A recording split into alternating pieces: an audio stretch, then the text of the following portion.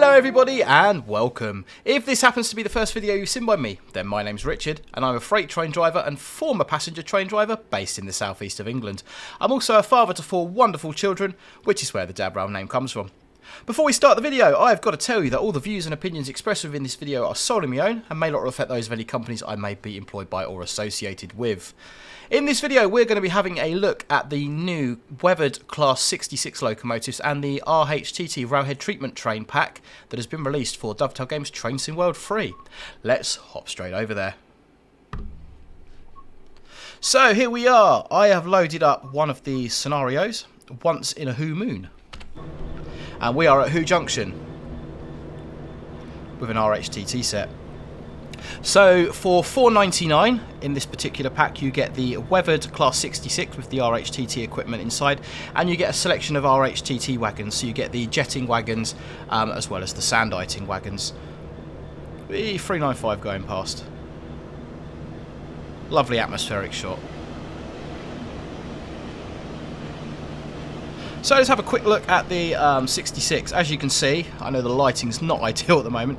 As you can see, we've got a lovely weathered Class 66. RHTT trains do tend to get absolutely covered in dirt and muck. So that's very good that they've done that. Coming along, we've got the actual RHTT equipment here, Railhead Treatment Train equipment. So the formation we've got on here at the moment is the jetting wagons. So if you're not familiar with Railhead Treatment Trains, leaves on the line, autumn, big train driver thing that we all like to moan about. Leaves fall down, get squashed, they create a very slippery film on the rail. So by their nature, trains are very efficient. You've got a steel wheel on a steel rail, and the contact area between the wheel and the railhead is about the size of a 5p piece, which makes trains very efficient because there's very little rolling resistance.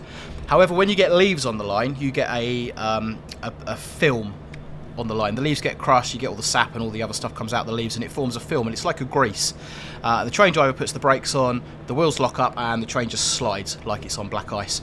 So the way we deal with that in most of England is using what's called a Railhead Treatment Train, which are these wagons here. And what they do is they squirt out high pressured water out of these nozzles here onto the railhead and basically clean all of the dirt off the railhead. The pressure that it comes out with is absolutely massive. I forget I want to say it's something like 5,000 bar or 50,000 bar, I can't remember exactly, but it's a huge amount of pressure. When they test these trains in the yard before they go out in service, they have to put a steel plate down on the track. I've got a picture of one, I'll put it on the screen for you now. You can see the grooves in that. That's what's been cut into the steel plate by the Railhead Treatment Train when it's on test. So when the train's stopped, it's very important that they're turned off so they don't cut holes in the rails. So without further ado, let's jump into the Class 66 and take it for a spin. So a little disclaimer, being a freight train driver based in the southeast of England, I do drive Railhead Treatment Trains as part of my duties. So they are not, in the southeast, they are not currently operated by DB Cargo, whose locomotives we got on here. They are operated by a different freight company, whose colour may or may not be the same as my shirt. I couldn't possibly tell you. But obviously we don't have that livery in game, so we've used the EWS 66s, the DB Cargo Class 66s on there. So we'll go ahead and get the train set up, and then I'll show you some of the Railhead treatment equipment that we've got. So I have done a setup video on the 66 previously, so I won't go into too much detail about that, but if you're not quite sure how to set up the 66, then I've got tutorials and stuff on the channel. So we've got lights are on. Train length on this is 93 yards, so it's a roughly 300 feet. Is it? Yeah, that sounds about right, isn't it? We'll go with that. And we'll check our brake is cut in. Brake cut in. I'm not sure why the screen's gone dark there. That's really strange. That should be lit up nicely. I'm not sure what's going on with that. We'll also pop the safety systems in because I do like to drive with safety systems turned on. So AWS and DSD. There we go. Let's get in the seat and cancel that alarm. So here we have a device known as the Qtron, and this is used for operating the Railhead Treatment Train equipment. So normally on these services you have a second person with you. You have someone on the second man side or second person side who is the RHTT operator, and it's their responsibility to operate this equipment. This is not normally done by the driver. However, in game you have the responsibility of operating the machine as well. So to get this fired up, on the side of the Catron, this is known as a Catron, you've got an on-off switch. So we turn that into the on position. That's the first thing we need to do. We sit back down in the chair somehow. This is going well. I drive these in real life. I can't even sit in the chair. How bad is that? There we go. So we've turned it on the side. We then want to press the activate button on the controller. Press and hold that for about 3 seconds. Flick the power over to on. Press and hold engine start for about 3 seconds. And then in game, to get this to work, we have to press all of these switches into the on position. Now in reality, the sandites would only be used if you're sanditing, then water pressure if you are jetting the rail. So if you're not sure what sanditing is, sandite is like it's a sandy liquid, like a gluey type liquid, and that's put down on the railheads to improve adhesion. So typically in the southeast, where this route is, this is the southeastern high speed route, typically in the southeast we don't sandite with RHTT trains, we only water jet. But in game, to get the equipment to work, you need to push all of these switches into the up position, and if we jump outside, we can now see we are jetting the rails, keeping them nice and clean. So let's take it for a little drive. So if we're doing this correctly, we're going to turn those off until we get out the yard, and let's take the train for a little drive. Is it going to move? Is it going to move? It's moving. Right, what are we supposed to be doing? Press the activate controller button. We've already done that bit. We'll do it just to satisfy the... We're not speeding. We'll do it just to satisfy the heads-up display. Engine start, we've already done. Yeah, we've already done all that. Apply power to get moving. Yeah, we've done that as well. Go via location as indicated. Perfect. Hopefully that train's not going to be in our way there.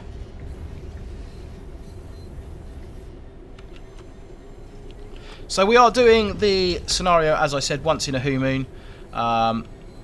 Set the water jets to on as indicated, blah de blah de blah. We're taking this train from Who Junction down to Sittingbourne. So like I said, the Railhead Treatment Train Pack is available for $4.99. Do I think it adds much to the game? Yes and no. For $4.99 it gives you a couple more scenarios and a couple more services, and when you're driving along on the southeastern high speed in autumn, you will see the Railhead treatment trains driving along as well, so you will pass them in game.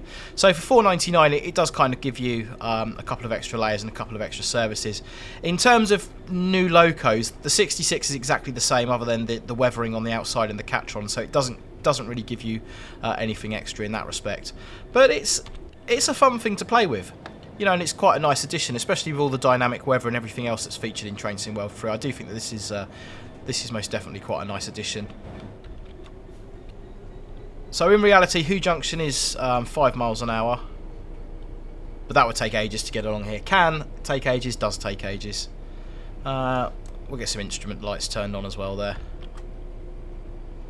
And the signal we're exiting Who Junction from is known as P3 signal.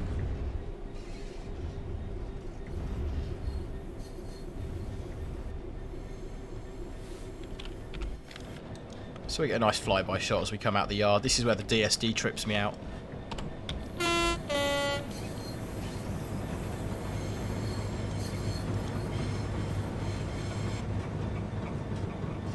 I should have checked the back locomotive actually to make sure we do have tail lights on the back. We do. We're good.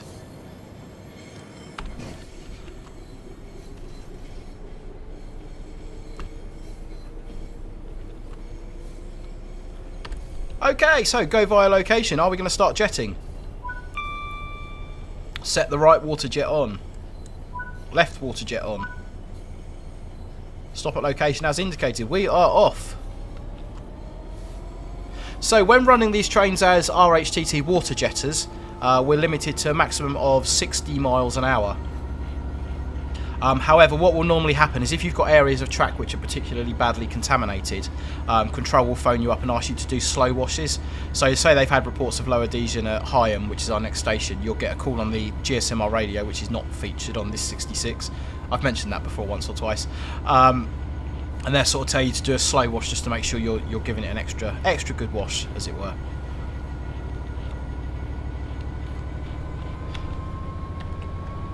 So what we do is we get the speed up. It's giving me a limit of 45 for some reason. And we'll do a little running brake test. We're just going to drop the brakes in. We want to see a reduction of 10 miles an hour in speed. That's applicable to all 66 services, all freight services that you drive. Just checking the brakes are working properly.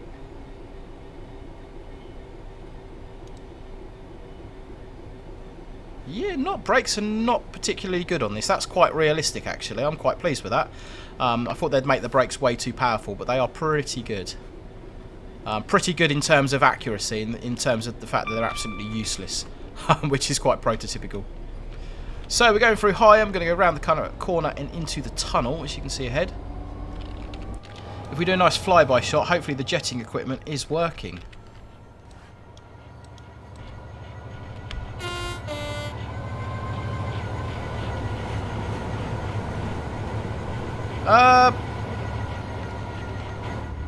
Is it working?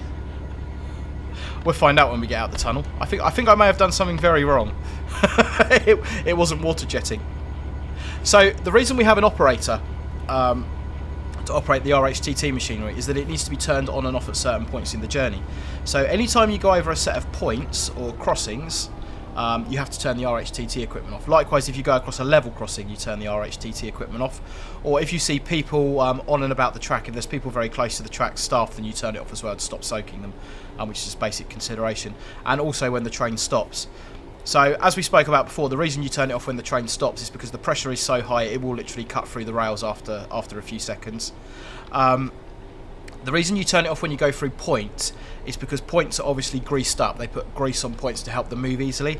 If you take the machine through there and you jet through the points, you're going to wash all that grease off, which is going to stop the points moving efficiently. So that's why we do that. So lots of people sort of say with leaves on the line and low adhesion, you get people saying, oh, it's nonsense, it doesn't happen everywhere else in the world, blah, blah, you know, this, that and the other. That is absolutely incorrect. Leaves on the line affects railways worldwide. Why are we speeding so much? So it looks like they've actually adapted the line speeds on the HUD for the RHTT trains. That's quite interesting. Why is it only allowing us to do 40? We should be able to do 45 through here, I believe. Okay, that's interesting. They have their own version of how the RHTTs are operated, but that's fine. So yeah, leaves on the line is a problem in other countries in the world. It's not exclusive to the UK. Everyone likes to think it is, but it absolutely isn't. And everyone sort of says, oh, it's the national joke, you know, leaves on the line. It's complete and utter nonsense. It's really not. As a train driver, if you're driving along and you put your brakes on, then all your wheels lock up, your speedo drops to 0. There's another RHTT service there. Speedo drops to 0 and you're sliding like you're on black ice. It's absolutely no joke. So like I say, the way we deal with that is by jetting the rails, putting sandite on the rails. In certain locations you have what are called traction gel applicators, which are like static sandite units. So as the train's wheels go over them, it sort of gives you lays like a sandite liquid down. Tripping over my words terribly. Lays like a sandite adhesion gel as the train goes over it in fixed locations, but like on big hills, approaching red signals, that sort of thing. Lots of people sort of turn around and say, you know, why can't you just put scrapers on the front of the train, or lasers, or high-powered flamethrowers, or brushes that clear it all off? And there's quite a lot of reasons you can't do those things. And if you're interested to find out why you can't do those things, and you want to know more about driving trains in low adhesion conditions in general, I will have a train driver vlog coming out about that. So hit the like button and subscribe to the channel to find out a little bit more about that. So yeah, I do think this is a really nice addition to the game, having the RHT. There's a 15 coming out the tunnel. I'm really not paying attention to my driving. Let's get some brakes in. This is good, guys. If you ever watch my streams, we have a thing called Tea and Biscuits with a Manager, and any time I do anything wrong, it's Tea and Biscuits with a Manager. That's what happens when you're talking and not paying attention.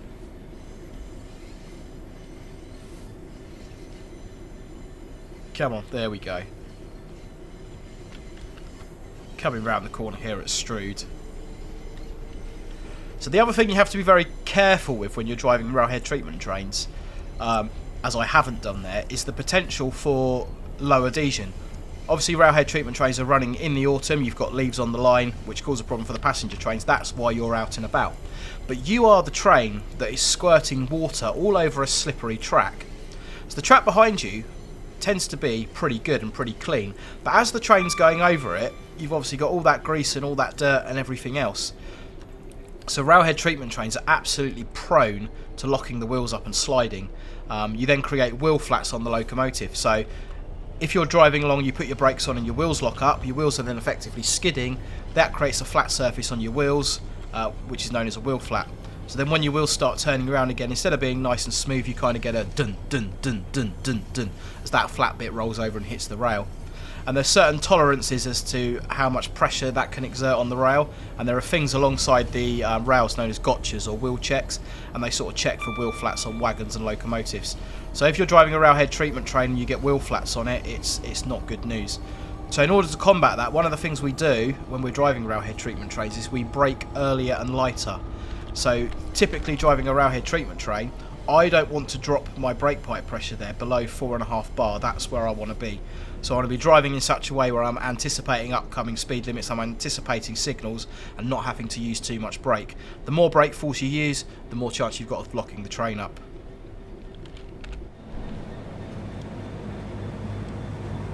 Oh, it is jetting. You can just about see that there. So on the real RHTT, the jet sprays kind of go everywhere and all over the place. But that is jetting as we come round the corner towards Rochester. Position 1 junction indicator.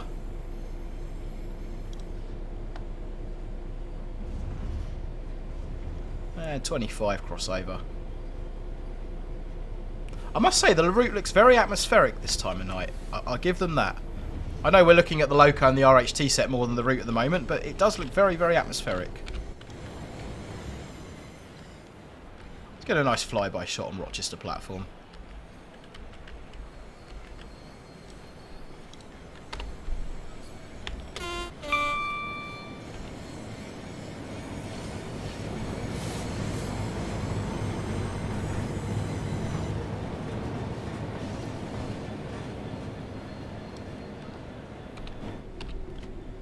Yeah, so if nothing else, it gives you a couple more services to do and adds another dimension to your driving, which is quite nice.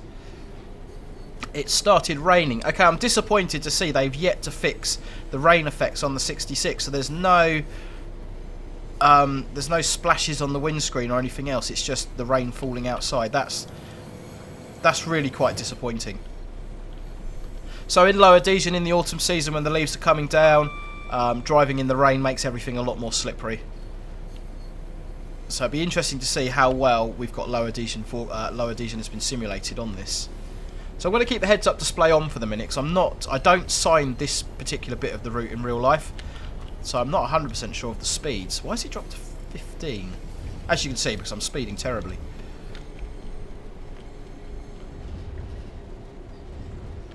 Just drop the speed down a little bit there.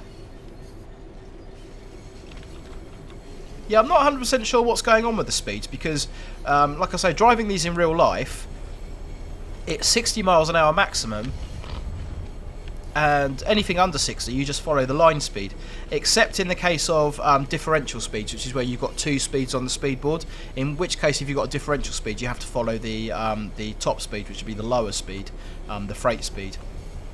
So I'm not quite sure what's going on with the speed limits and stuff here, what they've kind of done with that. But we'll roll with it.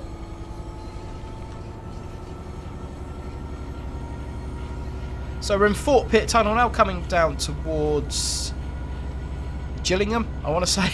Chatham. I don't drive this route in real life, I did say that, so that's my excuse.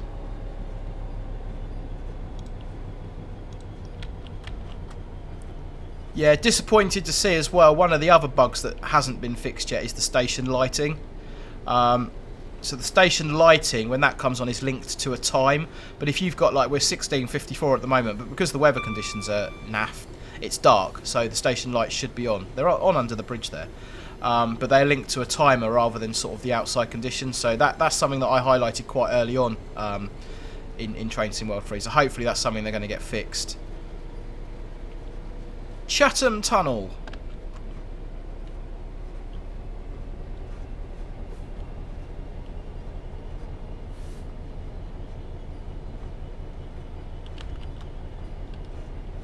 So normally on RHTT trains, you do occasionally get Class 66s on there. Like I say, they're down in the south. They're not run by DB Cargo. They're run by the blue team. We'll just call them the blue team.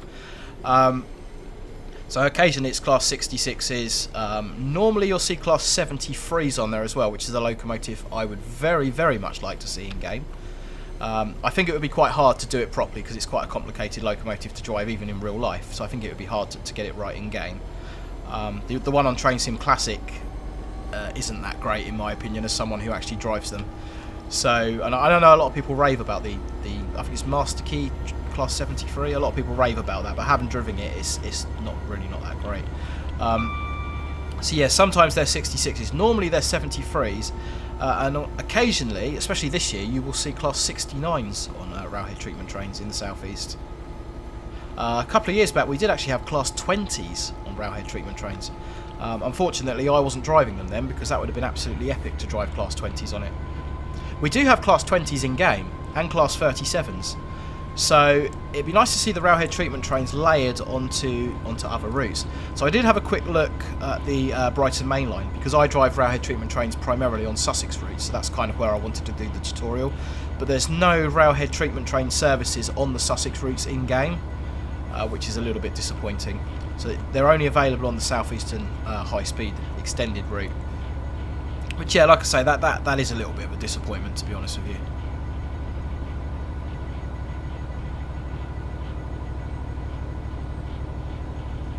So I want to test to see how well low adhesion has been simulated on this game. So what I'm going to do is get up a bit of speed, and I'm just going to whack the brakes on. And I want to see if the train's going to slide or whether it's going to stop really, really well. Keep the train speed under 60 while spraying the rails. Okay, that is correct. That is 100% correct. Now, of course, what I haven't been doing is turning the machine on and off as I go through points, which is why we have an operator. So trying to concentrate on your driving and also trying to concentrate on operating the equipment does create that additional risk, so that's why we have an operator to take care of that. So what I should be doing, like I say, is when I go through points and crossovers, I should be turning the machine on and off. So what we'd do, we'll get back up to 60.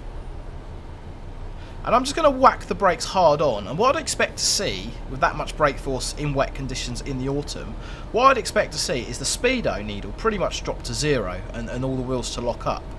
So it'd be quite interesting. Let's get up to 60. Because in my opinion, low adhesion is something that's not been simulated on any of the train simulators. Low adhesion under power conditions is simulated quite well. Low adhesion under braking conditions is something I've not seen simulated particularly well. So we're doing 60. We're not gonna whack the emergency plunger. We're just gonna push the brake controller all the way forward. When I find the right button, there we go.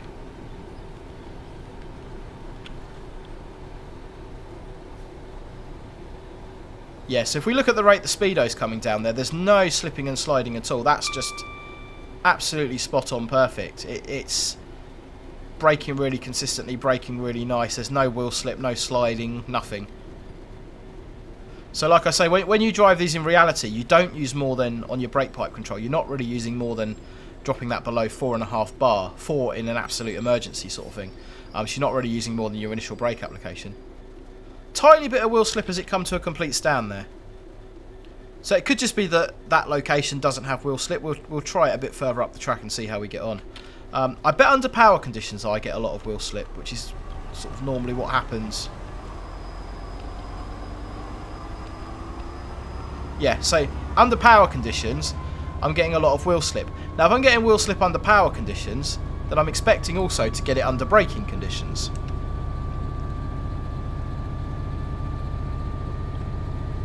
My monitors are waiting to go into energy saving mode.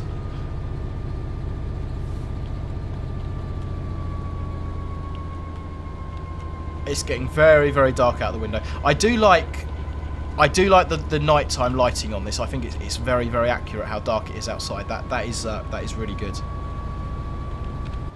I don't know if we can get a flyby shot. It's a little a little bit too dark for that. We'll do it when we go for a station.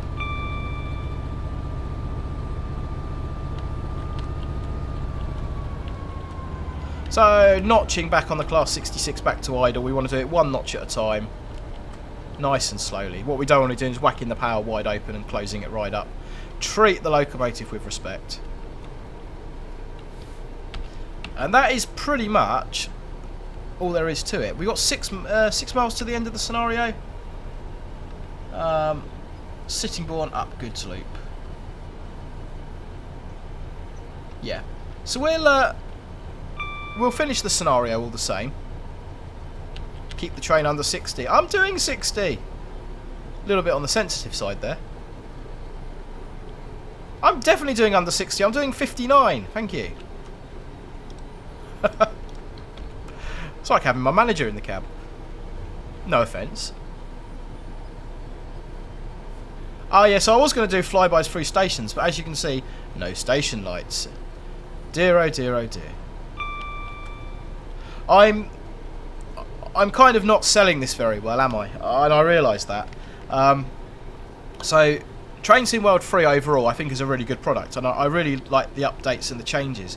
But there's a lot of kind of really niggly things, little things like that, like the station lights, that are not working as they should do, and that's like... When you're driving a route at night like this, it makes it look terrible. Not having the rain effect on the 66 windscreen. You know, you've got it on the 375, the 395, the other locos have got it, and it looks fantastic the way they've done it with the water droplets hitting and kind of running off the windscreen. It looks fantastic. But not to have it on here, especially with the sort of service you're doing, where you're going to expect bad weather, it's just pretty poor. I mean, I've not got my windscreen wipers on. There's absolutely no point for me to have my windscreen wipers on. So that is a little bit disappointing, if I'm being honest with you. So there's still kind of... There's a few bugs that do grind me a little bit, and I'm hoping that they will be sorted out.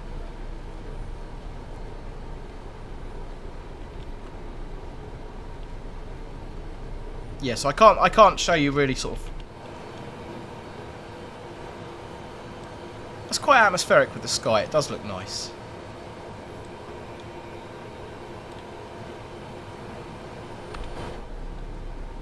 Yeah, so the kind of view out the window, how dark it is with the headlights and the way that works, that's pretty accurate. That is good, and the way the signals stand out, I do really like that. That is pretty accurate.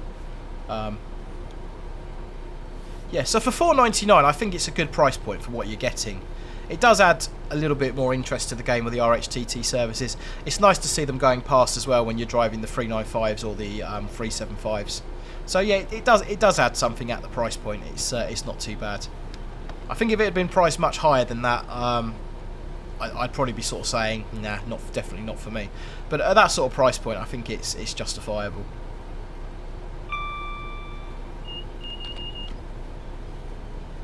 So keeping that speed down below 60. Just got one notch of power in at the moment, which just seems to be holding it quite nicely. Got a slight uphill gradient there as well.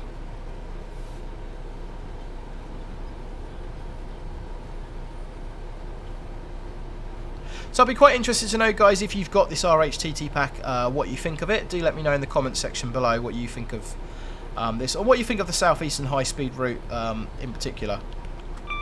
Oh, we got a bit of wheel slip going on there. Okay.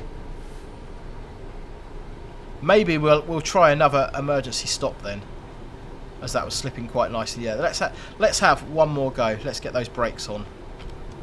Full on.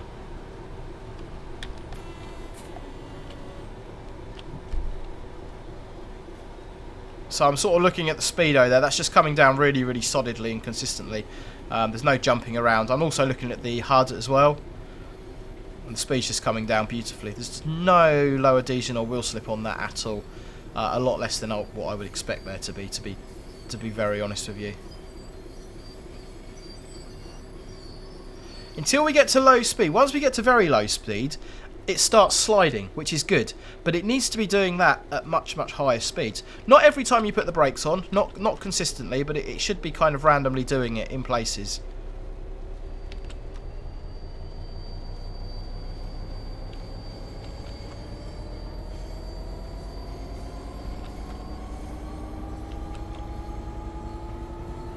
Yeah, it's getting the power back in there.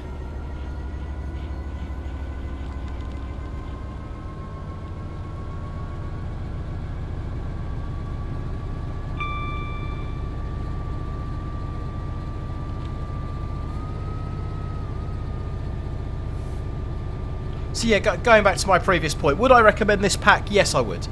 At $4.99, I'd recommend the pack. Because, like I said, the faults with the station lights, they already exist in the route anyway. That's not specific to this pack. The problem with the Class 66 without not having the windscreen stuff, that's not specific to this pack. That already exists in the route. So you're not... You know, it's not that those bugs are in this pack. Those bugs, if you want to call them bugs or omissions, are in the base game. So I think, like I said, for $4.99, getting the RHTT wagons and the weathered 66, I think that's a pretty decent price point for it. Here, we get some low adhesion now and end up spadding. 2 yellows. So if I'm driving this properly, what I'm going to do is I'm going to drop the brake down now. Already speeding though, which doesn't help. And I'm trying not to drop the brake pipe down any more than about where it is, about 4.5 bar. It's a little bit below that. Obviously, if we need to, we need to. But if we're driving it properly, we shouldn't be. Don't want to be putting flats on locomotive. If we put flats on locomotive, they then have to go to a wheel lathe, which reprofiles the wheels.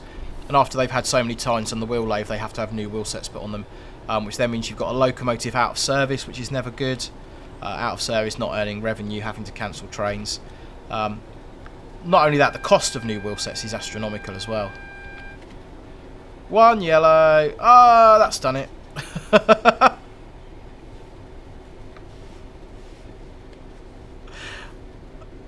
That was completely and utterly my fault that time, guys, because I missed the AWS. That's definitely tea and biscuits with the manager. If this happens to be the first video you've seen by me, then I promise I do drive these in real life.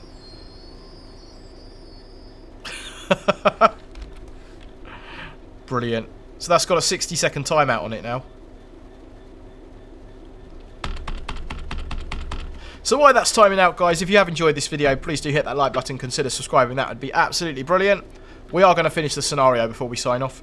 If you're interested in trains, aviation and that sort of thing, then you can join our online Discord community. There's a link in the description below. And if you want to follow me out and about on my train drivers adventures, you can do via my social media channels, which are on the screen for you right now. There we go, that's timed out. The red light's gone off. Let's try again, see if we can finish this scenario. I could argue that was an emergency brake test. I was just checking the low adhesion properties once again.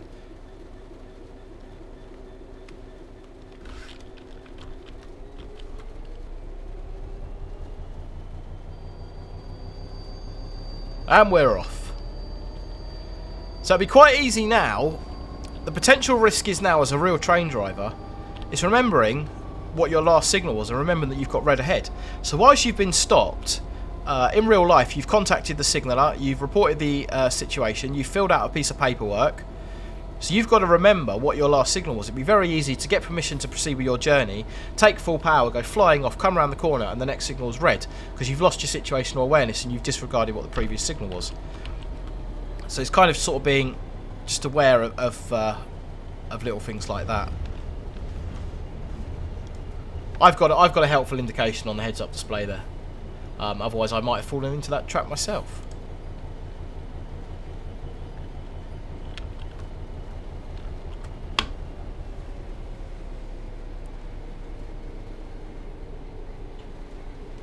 Red ahead. Commentary driving is always good. We want to be aiming to be doing no more than 10 miles an hour across the AWS magnet. I think I'm going to be way higher than that yet. Look, I'm needing a lot more brake than what I said. Like I said, I don't sign this particular route in real life. That's my excuse. I'm sticking to it. There's the red.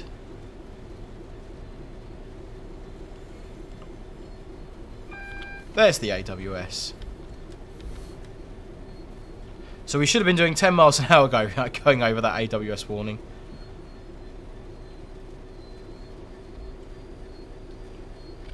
Come to the next live stream, we'll drive properly, I promise. And we all want to be stopping about a loco length away from the signal. That's the kind of good place to be.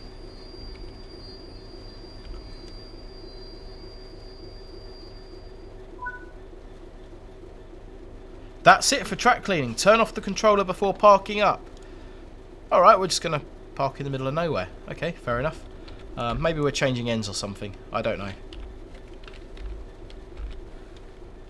We've got our head torch on there, which is... You're not going to let me do it from here? Set the water pressure to off. Stopping location, Sittingbourne, up Goods Loop. 716 yards. Oh, okay. A little bit more to do then. I would love to, but the signal ahead of me is red. It's like there's a networker coming out ahead of us.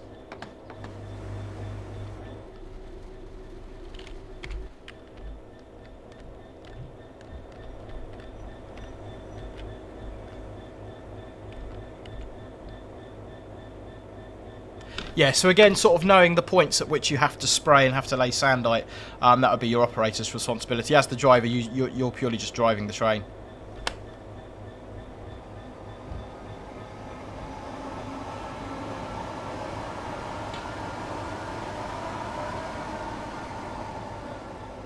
There we go. Are we going to get the signal in?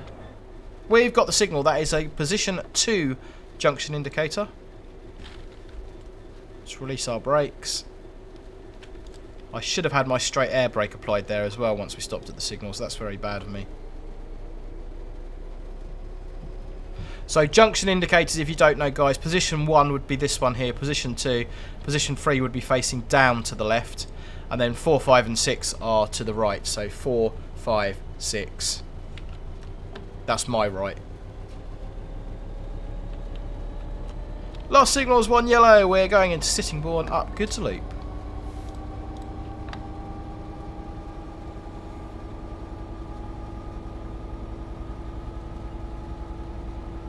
Speed limit's going to drop to 15. Let's see if we can finish it without speeding. That'd be quite an achievement. Oh look, we had a little bit of low adhesion there.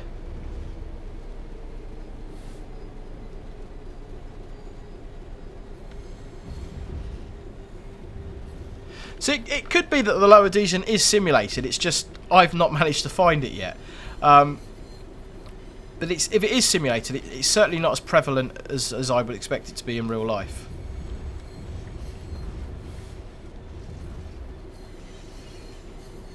That's the other good thing about doing the RHTT services, is you're going to go over track and into sidings that you otherwise wouldn't do, which is quite nice as well. Because I should imagine, like, Sittingbourne up Goods Loop, this wouldn't be used in any of the passenger services. I mean, indeed, it's not even electrified. There's no third rail in here. So it's quite nice in that respect that you may get to go in some sidings and loops and over some track that you wouldn't normally get to do.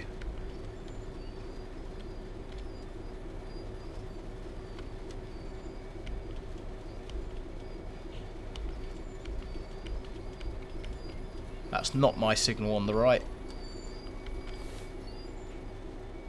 Oh, stopped. Nice work. Let's see how you did, it says down the bottom behind my face. Maybe. Is it going to end the scenario? Might end the scenario in a minute. Ah, here we go. Once in a who moon. Silver, despite all that speeding, silver medal, which I'll take. That's not too bad at all. Not too bad at all. There we go. Sittingbourne Goods Loop, 1 stop, 2 point. I think the scoring system, like your stop accuracy and stuff like that, it doesn't really work for freight trains particularly well. I think like a different scoring system would be better, sort of more emphasis on time and speed rather than stop accuracy. Take that out of the equation a little bit, because it's largely irrelevant in my opinion. So there we go, guys. Do let me know your thoughts on this in the comments section below. I think for the price point it's at, I think it's okay for the price point it's at. The RHTT wagons are really nicely modelled. They do look nice. The additional layers it adds to the game I think are really good with being able to go in sidings and stuff you wouldn't normally get to go in. It would be really nice to have the RHTT services overlaid onto some of the other routes. I will just double check that whilst we're on the stream. Actually, let's just go back into the main menu and have a quick look. So you can use the... so we go into train depot. Let's go into timetable mode. 66 EWS. So now we've got the 66 EWS RHTT, which is obviously the weathered version, and that has the Catron equipment within it. So if we go onto there, then click on London Commuter. Yeah, all the services on there. Withersfield to Clapham Junction to Withersfield. We'll try the other ones. Cathcart, Engineering Works, East Coast Way. Yeah, aggregates. East Coast Way 2020. Yeah, so this has not been layered, unfortunately, onto any of the other services, which is really disappointing.